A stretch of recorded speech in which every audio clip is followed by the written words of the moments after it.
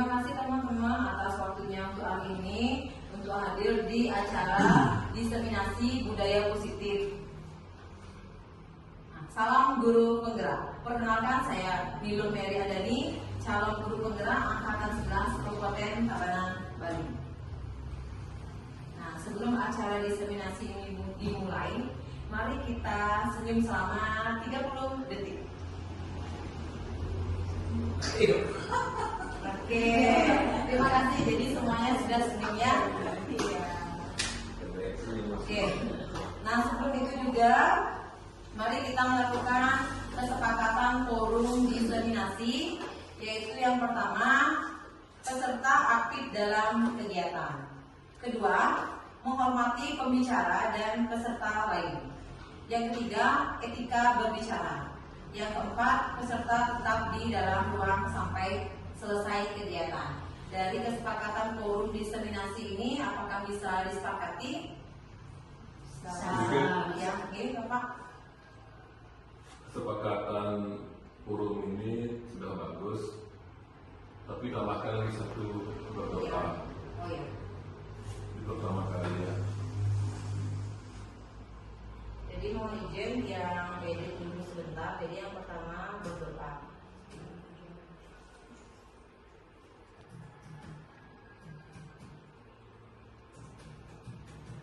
Sebelum dan sesudah ya Pak. Ya.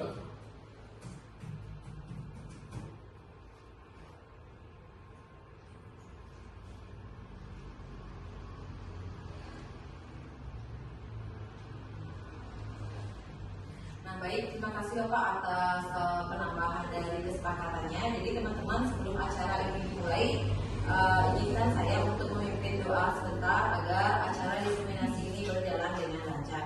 Dimohon semuanya untuk berdiri. Berdoa dimulai.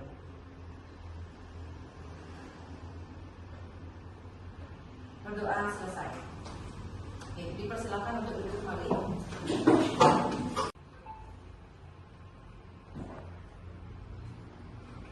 Oke. Om Swastiastu. Halo Sobat Penggerak. Nah, jadi di sini saya artinya menjalankan tugas atau tugas saya di CGP, yaitu memberikan atau memaparkan aksi nyata diseminasi budaya positif. Adapun pada modul 1.4 yaitu budaya positifnya, materinya adalah yang pertama disiplin positif dan nilai-nilai kebajikan universal, dan yang kedua teori motivasi, hukuman dan penghargaan dan restitusi, yang ketiga keyakinan kelas, 4 kebutuhan dasar manusia dan dunia berkualitas, yang kelima 5 posisi kontrol, yang keenam segitiga restitusi. Jadi ini yang akan saya paparkan pada hari ini. Dimulai dari yang pertama, yaitu disiplin positif dan nilai kebajikan universal. Adapun tujuan disiplin positif itu adalah menanamkan motivasi pada murid-murid untuk menjadi orang yang mereka inginkan dan menghargai diri sendiri dengan nilai-nilai yang mereka percaya. Itu tujuan dari disiplin positif. Disiplin positif dan nilai kebajikan universal. Yang pertama, makna kontrol dari paparan teori kontrol Dr. William Glasser. Yang kedua, miskonsepsi yang terjadi di kehidupan sehari-hari. Nah, serta perubahan paradigma stimulus respon kepada teori kontrol. Ini ada teks cerita. Nah, ini hanya teks cerita saja nih. Ini contohnya, misalnya Bu Komang dan Bu Ketut itu berkomitmen untuk menurunkan berat badan. Mereka membatasi diri untuk mengkonsumsi makanan yang berlebihan. Nah, suatu hari Bu Muka membawa berbagai menu makanan yang kebetulan mereka merupakan menu favorit mereka. Nah, dibujuk, dirayu oleh teman-teman agar mereka mau mengkonsumsi makanan yang disajikan. Bu Komang nampak kukuh dengan pendiriannya. Nah, sementara Bu Ketut itu memutuskan untuk mengkonsumsi menu yang disuguhkan oleh Bu Muka. Nah, dalam teks cerita sebagai gambaran saja. Dari teks yang dibaca, siapa yang megang posisi kontrol dalam mengkonsumsi menu makanan tadi? Komang. Nah, siapa? Komang. Komang. Komang. Yang lain? Komang atau Buket? Memegang posisi kontrol. Ya, Komang atau Buket? Kalau kita mau dia memakan yang dibawa oleh tunggal, berarti kan dia bisa mengontrol. Kontrol sendiri. Ya. Jadi Kalau kalau bukan Komang, memegang posisi kontrol, pemekal. ya, Pemekal karena dia yang membawa makanan. berarti dia tidak terkontrol gitu ya. Berarti ada banyak jawabannya. Ya. Oke, jadi itu ada banyak bayangan, ada yang jawab Bumekal, ada yang jawab Bu Komang, dan ada juga yang menyalahkan Bumekal karena sedang membawa makanan. Oke, untuk menjawab itu kita pelajari dulu yang selanjutnya.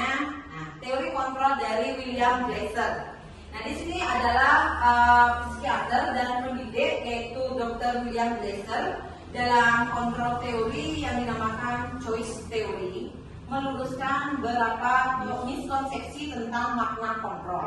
Nah, biar kita juga di sekolah tidak miskonsepsi, bagaimana sih kita yang dinamakan kontrol di sini? Nah, miskonsepsi yang pertama itu ilusi guru mengontrol murid. Nah, seperti apa? Jadi menurut William Glasser itu pada dasarnya kita tidak dapat memaksa murid untuk berbuat sesuatu jika murid tersebut memilih untuk tidak melakukannya. Nah, teori kontrol menyatakan bahwa semua perilaku memiliki tujuan. Nah, bahkan terhadap perilaku-perilaku yang tidak disukai. Jadi dari miskonsepsi pertama ini kita tidak bisa artinya memaksakan murid untuk melakukan sesuatu itu, padahal murid itu memilih untuk tidak mau melakukannya. Jadi sejenis dia dipaksa lah seperti itu, guru yang mau mengontrol murid. Tidak, itu miskonsepsi yang pertama. Nah, terus yang kedua, miskonsepsi yang kedua itu ilusi bahwa semua penguatan positif efektif dan bermanfaat. Nah, contohnya penguatan positif atau bujukan adalah bentuk-bentuk kontrol. Nah, terus dalam jangka waktu tertentu kemungkinan murid tersebut akan menyadarinya dan mencoba untuk menolak bujukan kita, atau bisa jadi murid tersebut menjadi tergantung pada pendapat sang guru untuk berusaha. Ini miskonsepsi kedua, seperti kasus tadi, ya. Dan membuat orang merasa bersalah itu dapat menguatkan karakter.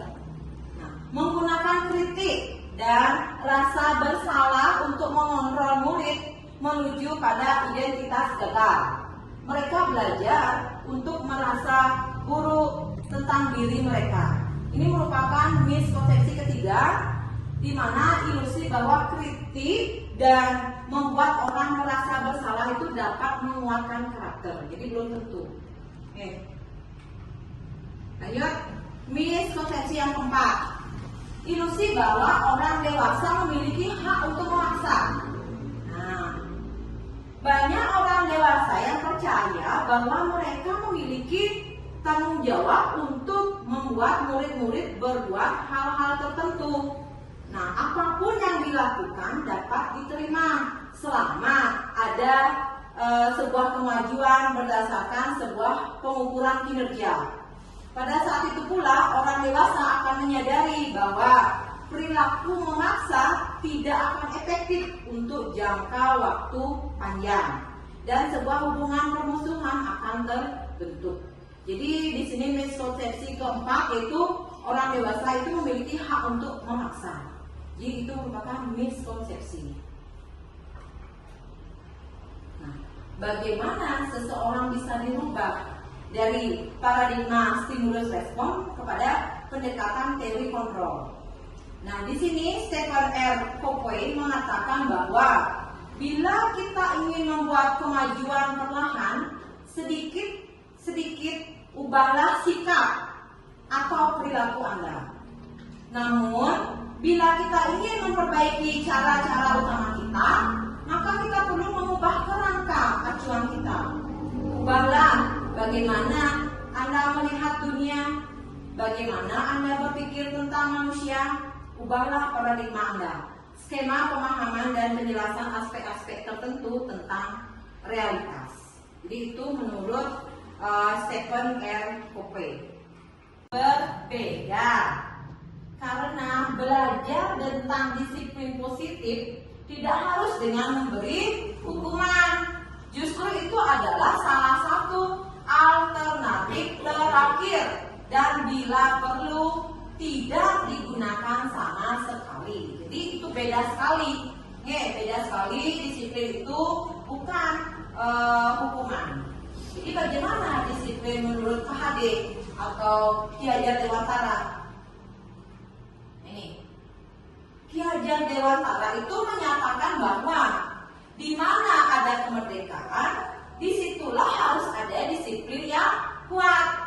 Sungguh pun disiplin itu bersifat self-disiplin, yaitu kita sendiri yang mewajibkan kita dengan sekeras-kerasnya. Tetapi itu sama saja. Sebab jikalau kita tidak cakap melakukan self-disiplin, wajiblah penguasa lain mendisiplinkan diri kita. Dan peraturan demikian itulah harus ada di dalam suasana yang merdeka. Itu disiplin menurut Ki Hajar Dewantara. Ki Hajar Dewantara mengartikan disiplin sebagai bentuk kontrol diri, yaitu belajar untuk kontrol diri agar dapat mencapai suatu tujuan mulia.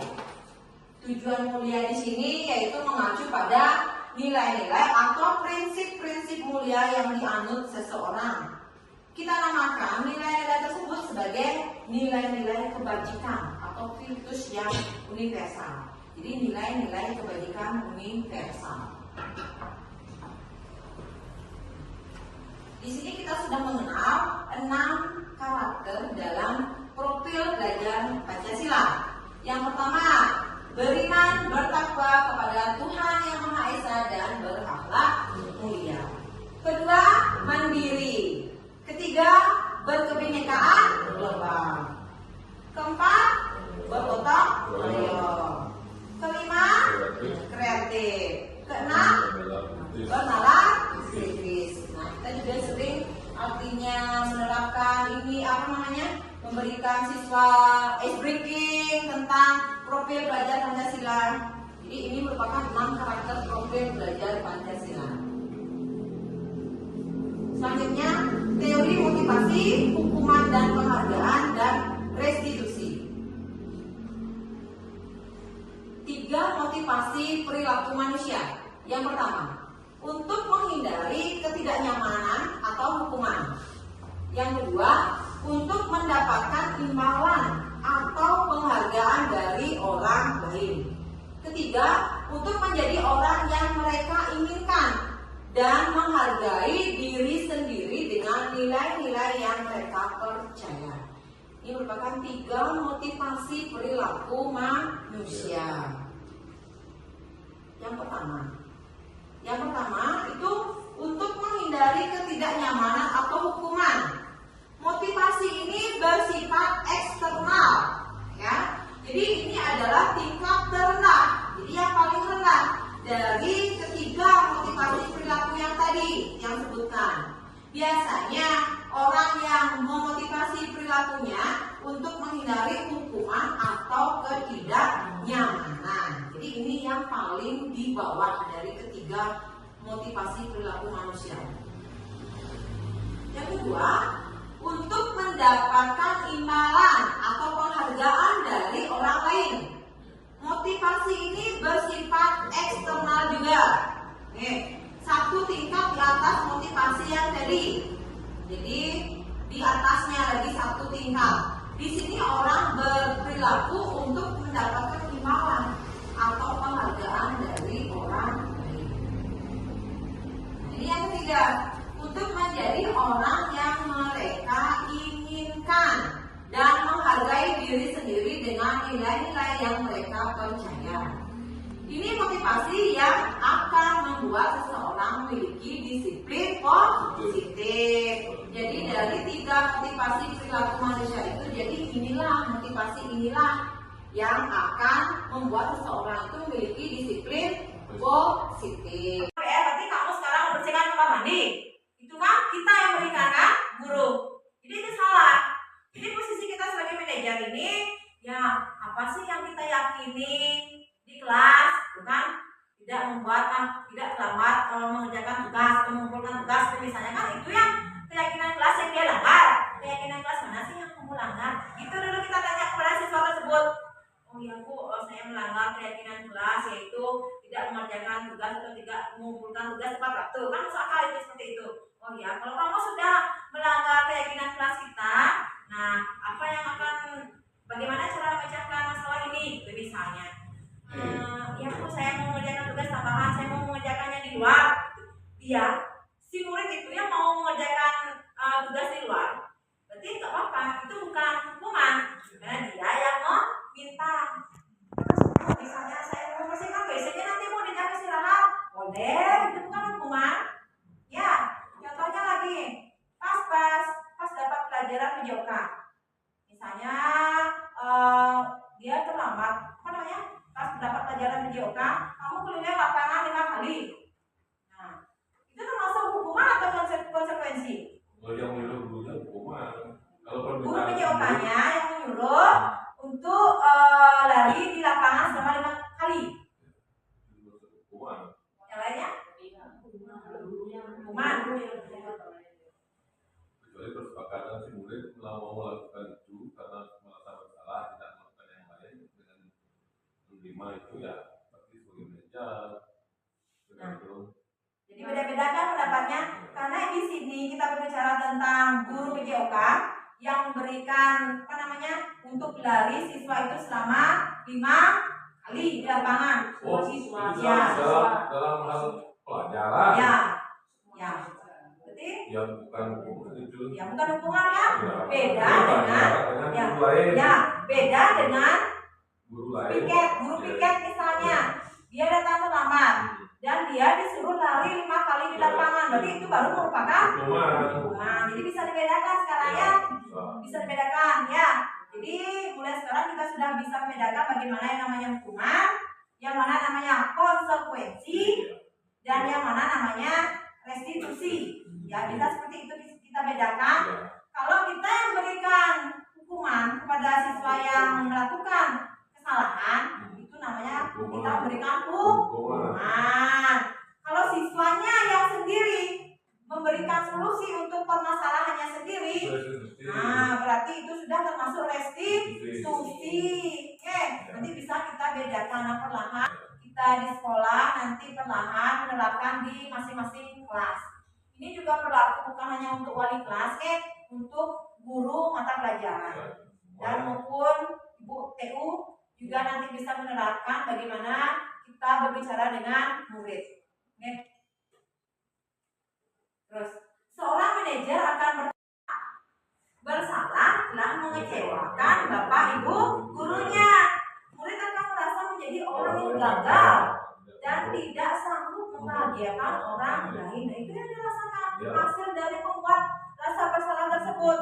Kadang-kala sikap seperti ini lebih berbahaya dari sikap hukum, karena emosi akan tertanam rapat di dalam. Murid menahan perasaan. Tidak seperti murid dengan guru penghukum, di mana murid bisa menumpahkan amarahnya walau dengan cara negatif. Murid tertekan seperti inilah yang tiba-tiba bisa meletus amarahnya dan bisa menyakiti dirinya sendiri atau orang lain. Jadi pembuat rasa bersalah ini lebih bahaya ya daripada penghukum. Jadi kita harus hati-hati sekarang. Ya, hati-hati jangan sampai kita membuat murid itu merasa bersalah, karena itu kan sudah di dalam dirinya ya, pasti akan tertanam dalam dan jangka panjang pasti terus ingat. Nanti kita mengajar dia di SD, nanti dia tamat kuliah misalnya, Ibu yang sering gini saya dulu gitu, pasti akan ingat mereka ya. Jadi misalnya terus, nah posisi sebagai teman. Di sini guru pada posisi ini tidak akan menyakiti murid. Nah, tidak menyakiti murid, namun akan tetap berupaya mengontrol murid melalui persuasi. Posisi teman pada guru bisa negatif atau positif. Positif di sini berupa hubungan baik yang terjalin antara guru dan murid. Guru di posisi teman menggunakan hubungan baik dan humor untuk mempengaruhi seseorang. Nah, mungkin banyak juga di sini teman-teman guru yang menggunakan posisi kontrol sebagai teman dengan muridnya. Ya, jadi ini sering ya yang posisi teman ini. Terus mereka akan berkata, mereka ini, ayo bantulah demi bapak ya. Nah, itu misalnya gurunya. Terus, ayo ingat tidak bantuan bapak selama ini. Ya sudah, kali ini tidak apa-apa, nanti ibu bantu bereskan. Jadi murid itu akan terkesan dia ketergantungan dengan gurunya tersebut. Kalau gurunya itu tidak ada atau pindah sekolah, nah bagaimana nasib murid itu? Jadi apa mungkin mereka juga ikut pindah? Kan nggak mungkin seperti itu. Jadi intinya di sini murid itu akan ketergantungan, tidak mandiri, karena mereka sudah punya guru yang serasa teman bagi dirinya. Hasil posisi kontrol teman, murid akan merasa senang dan akrab dengan guru. Nah, itu hasilnya. Ini termasuk dampak yang positif. Hanya saja di sisi negatif, murid menjadi tergantung. Nah, tidak mandiri dia pada guru tersebut. Bila ada masalah, dia merasa bisa mengandalkan guru tersebut untuk membantunya. Pasti kalau saya ada buat salah, pasti dilindungi nanti sama Ibu Meli. Itu misalnya, karena saya sudah menganggap murid itu di posisi kontrol sebagai teman. Terus akibat lain dari posisi teman, misalnya Adi hanya akan berbuat sesuatu bila menyuruh adalah guru tersebut. Nah, bahaya juga. Misalnya, karena saya sering membela si murid A itu, otomatis jika dia melakukan kesalahan, pasti akan mengandalkan Bu Mary saja, dan pasti kita sebagai guru itu mereka itu akan menyuruh kita untuk membenci. Itu berlaku sama dengan suatu orang lain. Jadi dengan itu saja seolah-olah soulmate-nya seperti itu. Sekarang memantau berarti mengawasi. Pada saat kita mengawasi, kita bertanggung jawab atas perilaku orang-orang yang kita awasi. Ya. Posisi pemantau berdasarkan pada peraturan-peraturan dan konsekuensinya. Dengan menggunakan sanksi atau konsekuensi, kita dapat memisahkan hubungan pribadi kita dengan murid sebagai seseorang yang menjalankan posisi pemantau. Jadi di sini agak dengar kayaknya ya, di sini agak saklek di bidang pemantau. Jadi hubungan kita tuh agak menjauh dengan murid ya, jadi seperti itu. Tidak mau tahu pokoknya. Nah, pertanyaan yang diajukan seorang pemantau, peraturannya apa? Saklek. Terus apa yang telah kamu lakukan? Nah, seperti itu. Sanksi atau konsekuensinya apa? Nah, kamu terlambat 15 menit. Apakah kamu sudah mengerti konsekuensi yang harus dilakukan bila terlambat? Nah, itu seperti kita sebagai guru tuh saklek ya kepada murid, tidak ada hubungan baik kita dengan murid tersebut. Nah, hasilnya gimana? Hasil posisi kontrol pemantau, murid memahami konsekuensi yang harus dijalankan karena telah melanggar salah satu peraturan sekolah. Yang kedua, guru tidak menunjukkan suatu emosi yang berlebihan, menjadi marah atau membuat merasa berbuat salah. 3, murid tetap dibuat tidak nyaman, yaitu harus tinggal kelas pada waktu jam istirahat dan mengerjakan tugas. 4, guru tetap harus memantau murid pada saat mengerjakan tugas di jam istirahat karena murid tidak bisa ditinggal seorang diri. Nah, jadi di posisi pemantau ini kita menjadi lebih berat karena kita selalu mengawasi murid sampai di jam istirahat, karena kita memberikan tugas mereka itu di jam istirahat. Jadi kita kan nggak dapat istirahat jadinya sebagai guru karena memantau murid yang masih mengerjakan tugas di jam istirahat karena harus terus diawasi. yang terakhir, posisi di mana guru berbuat sesuatu bersama dengan murid. Jadi kedua belah pihak mempersilakan murid mempertanggungjawabkan perilakunya, mendukung murid agar dapat menemukan solusi atas permasalahannya sendiri. Misalnya seperti tadi, contoh tadi, tidak membuat PR itu misalnya. Jadi jangan langsung kita memberikan hukuman. Oh gitu. Oh, mobil Bapak Ibu guru hati-hati ya, hati-hati banget ini. Jadi akan menggores kendaraan tersebut dengan paku. Nah, itu nanti akibatnya. Oh, seperti itu. Nah, untuk saya, ya karena kita masih di SD lingkupnya, jadi nggak sampai lah anak-anak seperti itu ya. Kalau SMA ya kemungkinan. Pasti. Saya baik. Bukan. Nggak pernah waktu SMA Pak. Nggak sejahat itu. Nggak pernah ya saya melakukan itu. Terus, nah pembuat rasa bersalah. Gimana sih efeknya nanti? Pada posisi ini biasanya guru akan bersuara lebih lembut. Ya, suaranya aja lebih lembut, tapi menyalahkan. Nah, pembuat rasa bersalah akan menggunakan keheningan yang membuat orang lain merasa tidak nyaman, bersalah atau rendah diri. Berarti pernah ya menerapkan Ibu Rita? Berarti sudah 2 guru yang mengakui di sini. Oke, pemukul dan pembuat rasa bersalah. Oke Pak, sudah 2 gurunya di sini Pak. Kalau ini saya juga sering melakukan. Tidak marah-marah, tapi boleh masuk, tahu dan boleh ini gitu. Jadi membuat rasa bersalah gitu ya.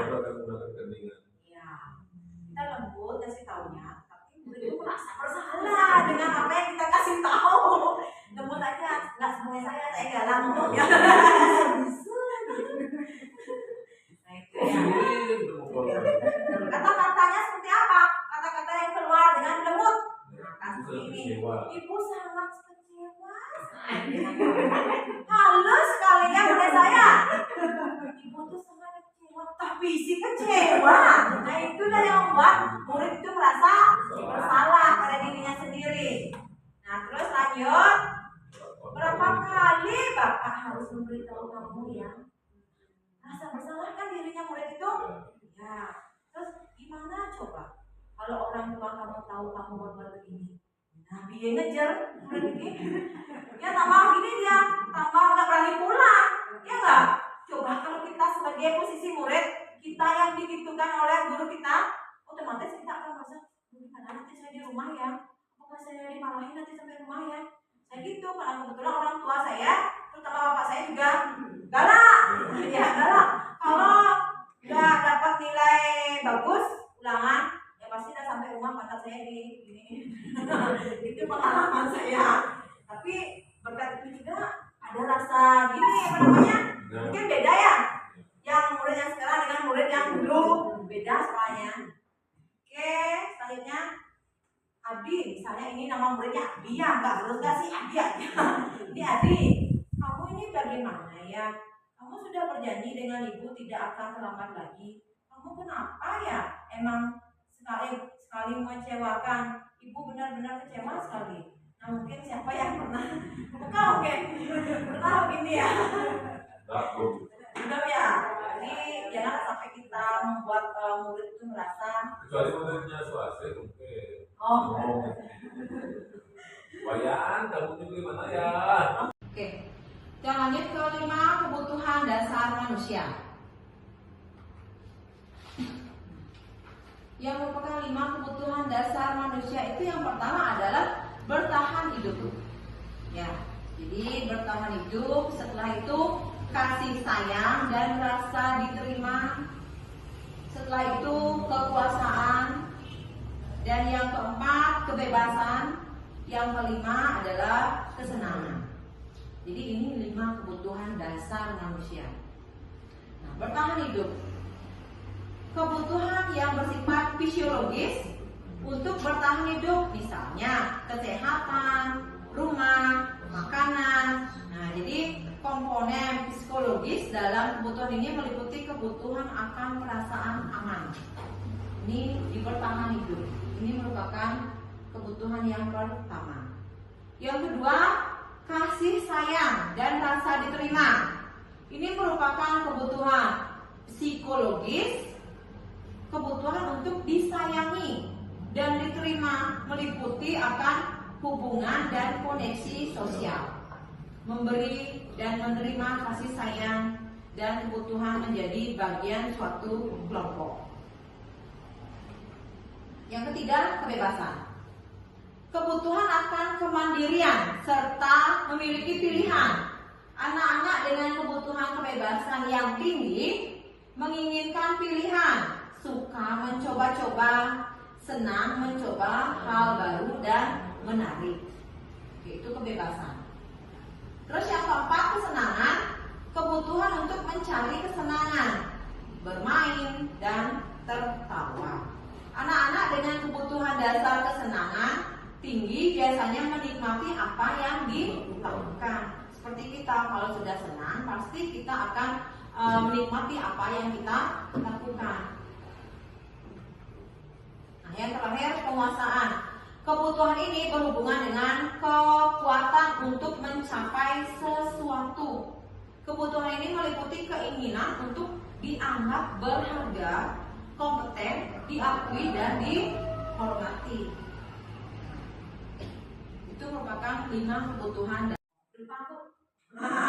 Alasan-alasannya seperti biasa di kelas. Ya, alasan-alasan yang seperti biasa di kelas ya. Kalau tidak buat PR, lupa Bu. Karena kesannya kita tuh pasti sering menghukum si murid tersebut. Ini asal dia bilang berbohong mungkin ya. Asal bilang lupa. Gitu.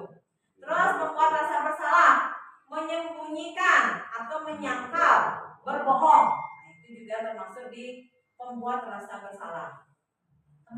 Tergantungan. Jadi murid itu akan ketergantungan dengan kita karena kita merasa menjadikan ya murid itu sebagai teman kita. Nah, kita tuh sebagai penolongnya dia. Nah, mungkin seperti itu. Terus memantau, menyesuaikan diri bila diawasi. Bila dipantau saja, mungkin murid itu misalnya kita di kelas, jadi mau diam. Kita nggak di kelas, nggak dipantau, murid itu bakal ribut kembali. Terus menguatkan pribadi. Nah, di sini untuk kedepannya kalau kita sebagai manajer itu bisa menguatkan pribadinya murid, walaupun kita tidak pantau di kelas, jadi murid itu bisa sadar dengan dirinya kalau dia itu masih di kelas untuk belajar dan melanjutkan pembelajarannya.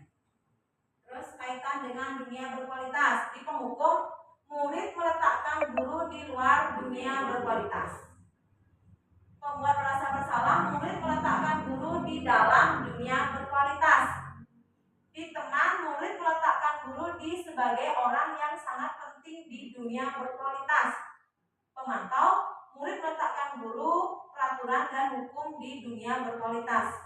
Kalau di manajer, murid meletakkan dirinya sebagai individu yang positif dalam dunia berkualitas. Jadi di manajer itu murid yang ada di dunia berkualitas, bukan gurunya. Murid berkata, kalau penghukum dia bisa berkata, biarkan saja, nanti juga marah-marah lagi. Mungkin seperti itu ada. Kita mungkin di sekolah marah-marah, nanti dia marah-marah lagi, biarnya mungkin seperti itu ya, karena kita sering menghukum siswa murid ya. Terus lanjut, membuat rasa bersalah. Jadi murid itu akan merasa rendah diri karena kita selalu artinya membuat mereka itu merasa bersalah sekali. Ya, jadi pasti ada di dalam dirinya itu akan tertanam pada dirinya. Itu jangka panjang di saya akan merasa dirinya kok saya tidak berguna sekali ya jadi murid. Nah, mungkin seperti itu sudah membuat guru saya itu kecewa dengan saya sendiri. Nah, itu misalnya.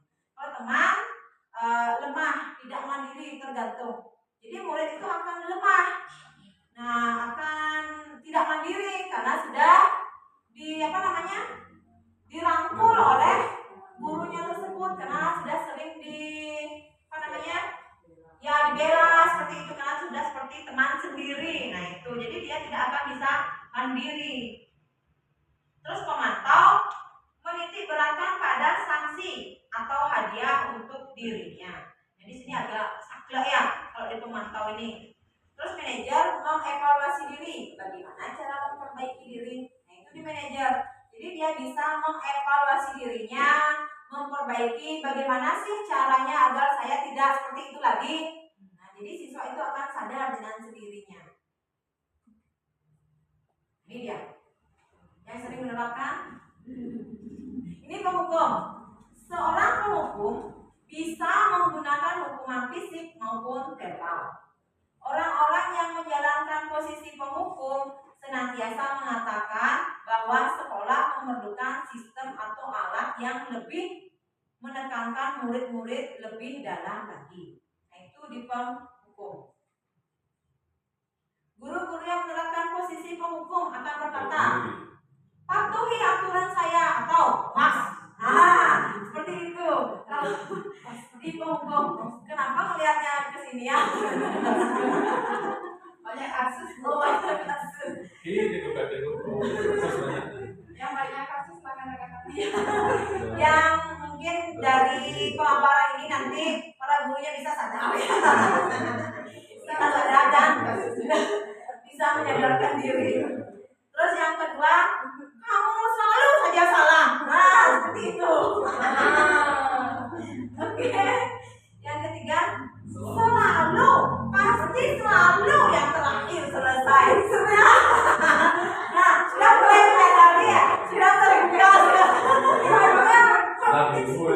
Nah, sudah menyadari. Jadi di sana memegang sebagai penghukum. Oke, sudah sadar. Baru satu yang sadar ini gurunya. Mungkin menunggu guru yang lain. Tidak hanya guru ya, mungkin PTU-nya mungkin mulai sadar lagi. Makanya saya ajak ikut di pemaparan saya ini biar tahu juga. Ya bisa menyelesaikan dengan Ya, bisa menyelesaikan lagi nanti dengan restitusi. Yang ketiga, yang keempat, terlambat lagi. Pasti terlambat lagi. Sudah datang terlambat, kapan bisa dapat tepat waktu? Nah, mungkin ada siswa yang kerja, jangan kita ngomongnya seperti itu. Ini kesannya kita ya sudah menghukum. Jadi mungkin alasannya seperti apa dia tidak artinya datang terlambat. Kita tanyakan dulu kepada murid tersebut. Mungkin malamnya dia bantu orang tuanya. Nah, mungkin seperti itu kita kan nggak tahu. Hasil posisi kontrol penghukum. Jadi kemungkinan murid marah dan mendendam, dan bersifat agresif. Bisa jadi sesudah kembali duduk, murid tersebut akan mencoret-coret bukunya atau meja tulisnya. Karena saking keselnya dengan kita, karena kita sudah menghukum murid tersebut untuk melampiaskan kemarahannya, jadi dia mencoret-coret buku. Kalau para teman guru melihat murid seperti itu, berarti teman guru sedang menghukumnya. Itu mungkin hukum. Ya, itu. Pernah nggak? Berarti kita pernah aja melihat murid seperti itu.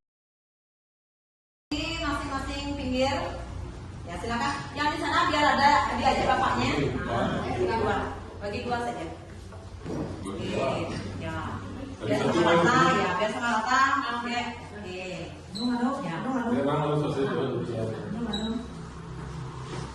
KS breathing sebentar sambil meregangkan badan. Ya, kebetulan kita juga di SD. Tapi semua tahu ya lagu tangan ke atas. Semuanya nyanyi ya. Oke, 1, 2, 3. Tangan ke atas menggapai bintang. Tangan ke samping burung yang terbang. Tangan ke depan ikan berenang. Tangan ke atas siap berdoa. Tak putar-putar tangan diputar. Lunggu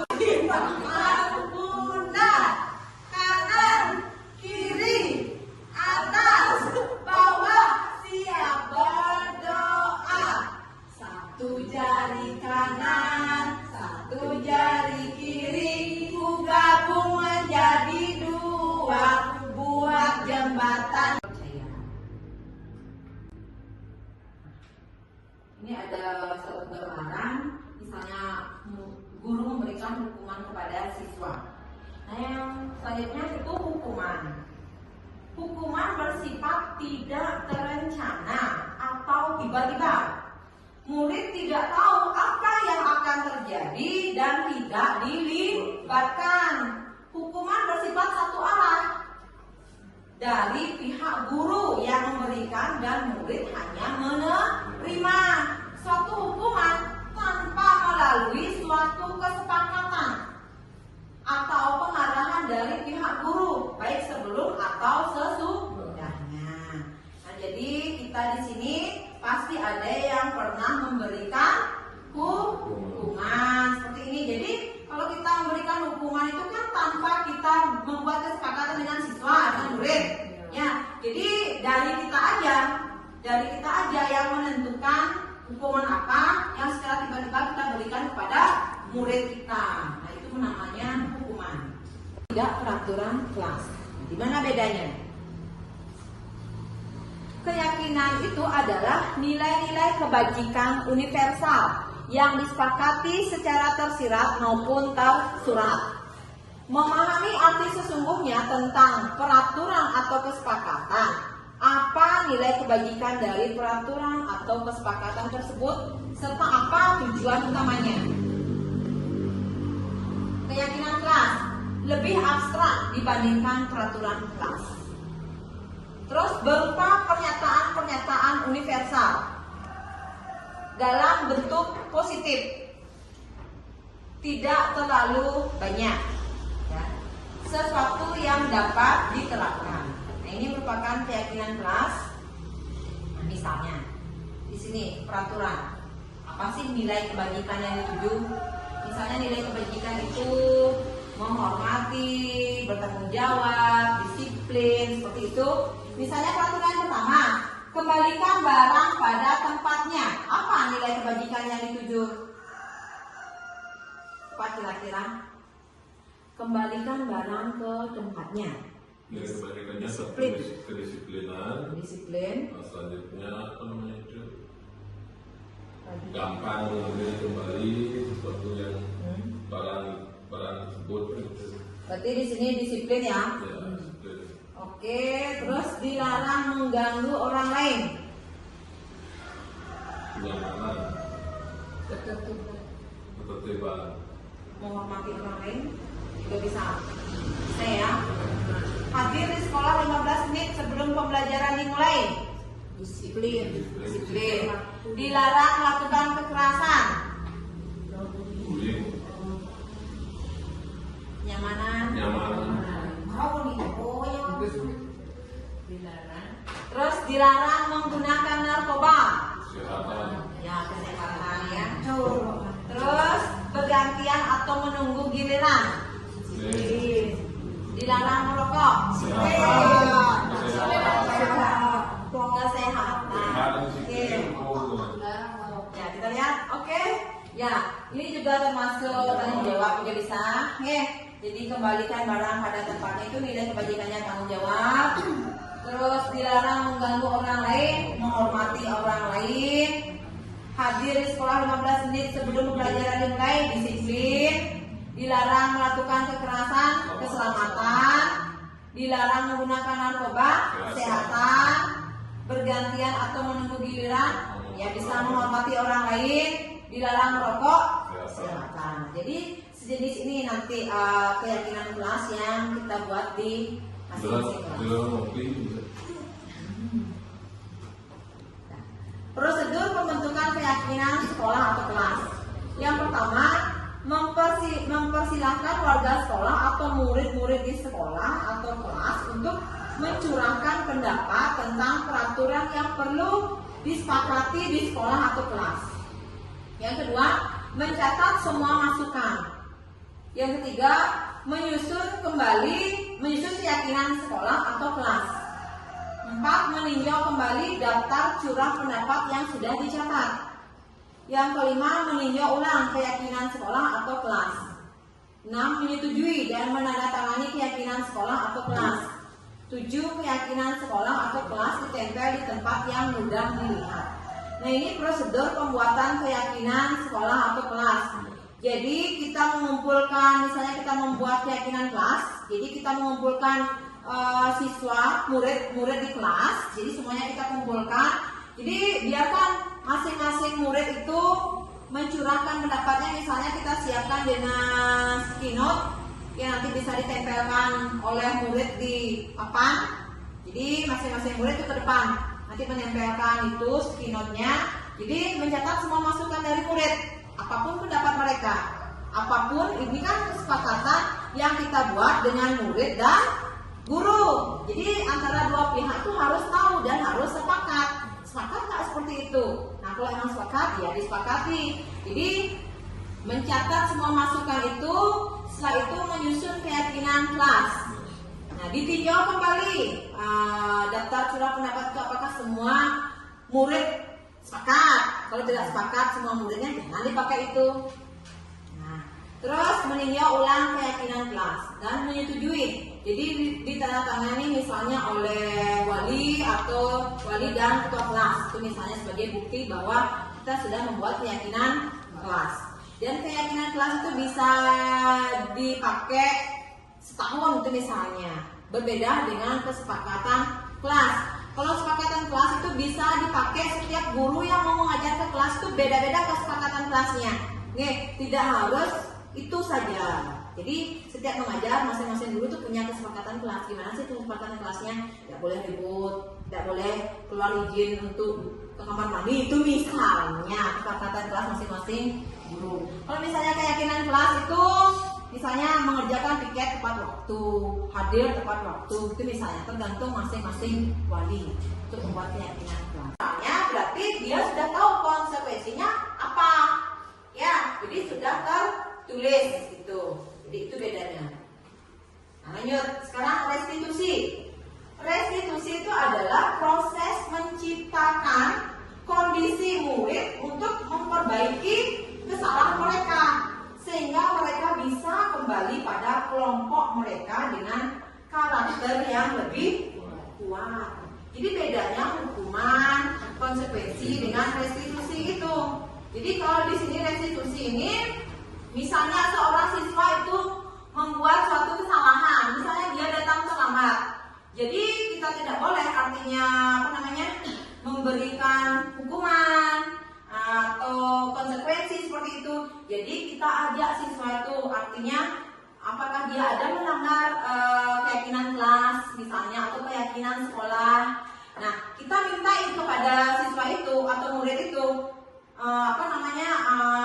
kamu itu solusinya bagaimana? Itu misalnya, oh ya Bu, nanti saya akan mengerjakan tugas tambahan. Kan itu muridnya, berarti siswa yang memberikan dirinya ini solusi dari masalahnya tersebut, bukan kita. Nah, gitu. Gimana enaknya dia? Gitu. Itu bedanya, nge? Oke. Ciri-ciri restitusi yang membedakan dengan program disiplin lainnya. Yang pertama, restitusi bukan untuk menebus kesalahan, namun untuk belajar dari kesalahan. Yang kedua, restitusi memperbaiki hubungan. Yang ketiga, restitusi adalah tawaran bukan paksaan. Yang keempat, restitusi menuntut untuk melihat ke dalam diri. Jadi seperti misalnya kita memberi hukuman kepada siswa, otomatis suatu saat siswa itu pasti ada jengkel sama gurunya, atau mungkin kalau siswa SMA itu ya bisa dendam sama gurunya. Ini tahu loh motor skupinya Bu Mary, nanti dikempesin aja. Nah bisa aja gitu muridnya, karena misalnya saya sendiri pernah memberikan hukuman kepada siswa itu, mungkin siswa itu dendam kepada saya. Nah itu misalnya. Kalau kita memberikan solusi kepada siswa, dia yang artinya solusinya seperti apa, kita menawarkan kepada dia, tidak memaksakan, kamu tuh harus gini nanti bersihin kamar mandi, enggak. Kalau emang dia, ya Bu saya merasa salah, berarti saya memperbaikinya dengan bersihkan kamar mandi, ya boleh, itu bukan hukuman, tetapi dia yang minta. Itu bedanya. Di sini identitasnya bisa gagal kalau kita memberikan suatu hukuman. Dan bedanya dengan identitas sukses, nah disiplin itu bagian konsekuensi dengan restitusi. Apa bedanya? Tidak peraturan kelas. Di mana bedanya? keyakinan itu adalah nilai-nilai kebajikan universal yang disepakati secara tersirat maupun tersurat. Memahami arti sesungguhnya tentang peraturan atau kesepakatan, apa nilai kebajikan dari peraturan atau kesepakatan tersebut, serta apa tujuan utamanya. Keyakinan kelas lebih abstrak dibandingkan peraturan kelas. Terus berupa pernyataan-pernyataan universal dalam bentuk positif, tidak terlalu banyak, ya.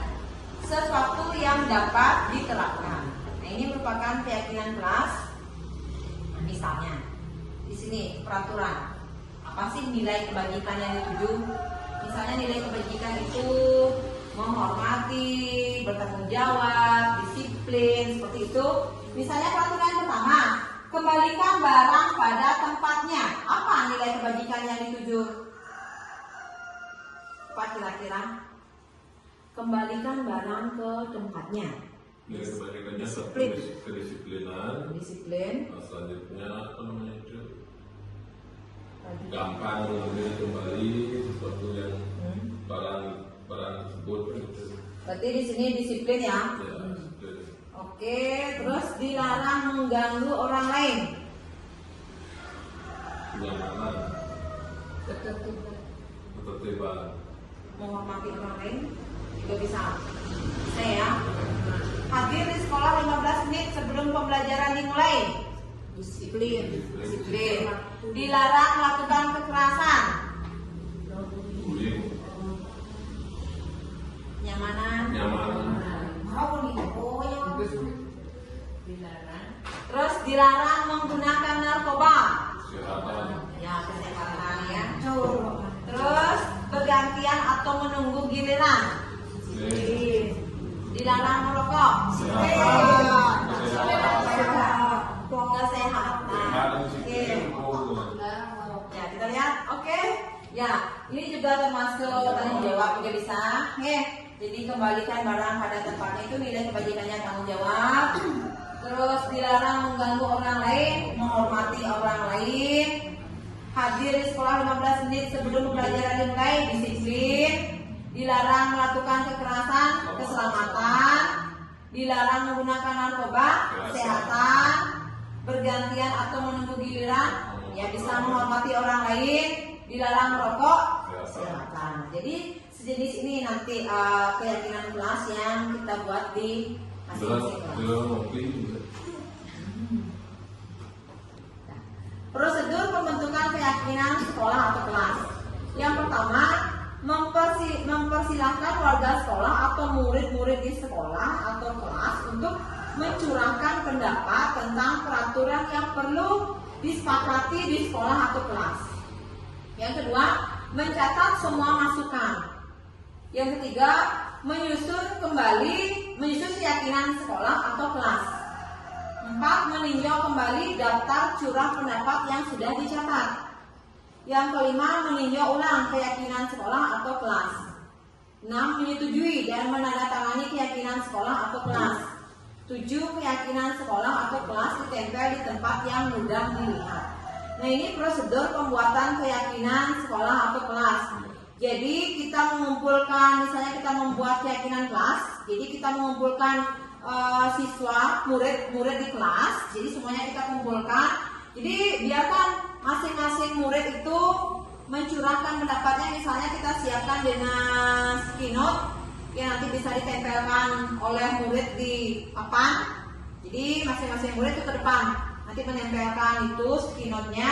Jadi mencatat semua masukan dari murid, apapun pendapat mereka, apapun ini kan kesepakatan yang kita buat dengan murid dan guru. Jadi antara dua pihak itu harus tahu dan harus sepakat. Sepakat nggak seperti itu? Nah, kalau emang sepakat ya disepakati. Jadi mencatat semua masukan itu, setelah itu menyusun keyakinan kelas. Nah, ditinjau kembali daftar curah pendapat itu apakah semua murid sepakat. Kalau tidak sepakat semua muridnya jangan dipakai itu. Nah, Terus meninjau ulang keyakinan kelas dan menyetujui. Jadi ditandatangani misalnya oleh wali atau wali dan ketua kelas. Itu misalnya sebagai bukti bahwa kita sudah membuat keyakinan kelas. Dan keyakinan kelas itu bisa dipakai setahun itu misalnya.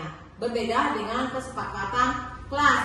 Kalau kesepakatan kelas itu bisa dipakai setiap guru yang mau mengajar ke kelas itu beda-beda kesepakatan kelasnya. Nih, tidak harus itu saja. Jadi setiap mengajar masing-masing guru itu punya kesepakatan kelas. Gimana sih kesepakatan kelasnya? Tidak boleh ribut, tidak boleh keluar izin untuk ke kamar mandi. Itu misalnya kesepakatan kelas masing-masing guru. Kalau misalnya keyakinan kelas itu misalnya mengerjakan piket tepat waktu, hadir tepat waktu, itu misalnya tergantung masing-masing wali untuk membuat keyakinan kelas. Itu jangka waktu pendeknya dia tidak nyaman. Restitusi menguatkan untuk murid atau anak dalam jangka waktu panjang. Jadi siswa murid di sini akan merasa lebih nyaman di sekolah. Ya, kalau kita terapkan restitusi ini di sekolah. Nah, terus korban mendapatkan keadilan itu di hukuman. Terus korban bisa diabaikan, konsekuensi. Terus restitusi korban mendapatkan ganti. Ya, jadi nanti bisa diganti. Terus hukuman murid akan tersakiti. Konsekuensi murid dibuat tidak nyaman. Restitusi murid mendapatkan penguatan. Jadi itu beda dari ketiga disiplin. Ini kamu meyakininya, apakah kamu bersedia memperbaikinya? Jika kamu memperbaiki ini, hal ini menunjukkan apa tentang dirimu? Apa rencana kamu untuk memperbaiki hal ini? Oh ya Bu, saya akan membuat tugas di luar di jam istirahat. Itu dia yang sudah minta, bukan kita yang berikan dia hukuman. Kalau kita yang berikan hukuman, ya kamu di luar sekarang, nah itu hukuman. Salah kita, beda. Nih, segitiga restitusi. Pada segitiga restitusi ini, Dian Gosen dalam bukunya Restitution itu telah merancang sebuah tahapan untuk memudahkan para guru dan orang tua dalam melakukan proses untuk menyiapkan anaknya untuk melakukan restitusi, bernama segitiga restitusi. Di mana tahapan segitiga restitusi itu yang pertama, menstabilkan identitas, yang kedua, validasi tindakan yang salah, yang ketiga, menanyakan keyakinan. Ini segitiga restitusi, ini tahapannya. Menstabilkan identitas itu dilakukan berdasarkan prinsip bahwa membuat kesalahan adalah bagian dari proses pembelajaran yang nantinya akan menggeser identitas gagal ke arah identitas sukses. Nah, contohnya, berbuat salah itu tidak apa-apa. Itu kata-kata yang kita keluarkan pada saat menstabilkan identitas. Terus, tidak ada manusia yang sempurna. Seperti itu. Saya juga pernah melakukan kesalahan seperti itu. Jadi kita menstabilkan suasana itu. Terus kita bisa menyelesaikan ini. Bapak Ibu tidak tertarik mencari siapa yang salah, tapi Bapak Ibu ingin mencari solusi dari permasalahan ini. Solusinya bagaimana? Jangan cari, oh siapa yang salah ini, jangan seperti itu. Terus kamu berhak merasa begitu. Apakah kamu sedang menjadi teman yang baik buat dirimu sendiri? Nah, seperti itu kita menstabilkan identitas namanya. Terus yang kedua, validasi tindakannya salah. Dilakukan berdasarkan prinsip bahwa setiap perilaku berupaya memenuhi suatu kebutuhan tertentu, sehingga guru atau orang yang bergeser dari pemikiran stimulus jadi praktik serta akan lebih mengenali dan mengakui kebutuhan murid atau anak. Nah, kata-katanya, padahal kamu bisa melakukan yang lebih buruk dari ini ya. Nah, validasi tindakannya yang salah. Kamu pasti punya alasan mengapa melakukan hal ini. Datang terlambat seperti itu, apa sih alasannya dia kenapa bisa datang terlambat? Kamu patut bangga ya pada dirimu sendiri karena kamu telah melindungi sesuatu yang penting buatmu. Kamu boleh mempertahankan sikap itu, tapi kamu harus menambahkan sikap yang baru. Di sini kita memvalidasi tindakan yang salah, tindakan mereka yang salah itu kita validasi. Yang terakhir, menanyakan keyakinan.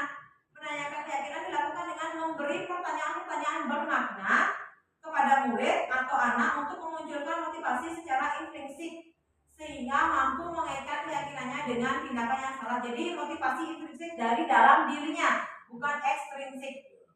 Nah, apa yang kita percaya sebagai kelas atau keluarga, apa nilai-nilai umum yang kita telah sepakati, apa bayangan kita tentang kelas yang ideal. Nah, kamu mau jadi orang yang seperti apa, itu tanyakan kepada murid tersebut. Baik, dari sekian pemaparan tersebut, jadi kita ada di penghujung acara, yaitu terima kasih.